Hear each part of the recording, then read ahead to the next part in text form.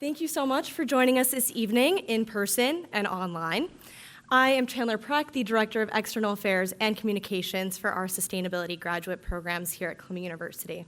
I also oversee our Capstone Workshop and serve as the advisor of one of the teams that we hear from in session 1. I'll be your host this evening. Welcome to the Spring 2026 Capstone Workshop Final Briefings.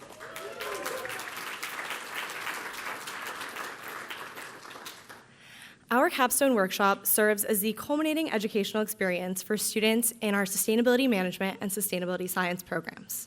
Students must draw on their problem-solving and technical skills that they've gained throughout these programs to address crucial sustainability issues for nonprofit and public sector clients. Each team this evening will have 10 minutes to present, followed by 5 minutes of Q&A. If you're in the audience, please raise your hand and somebody on my team will come to you with a mic. Session 1 will go until 7:30, and Session 2 will begin at 8.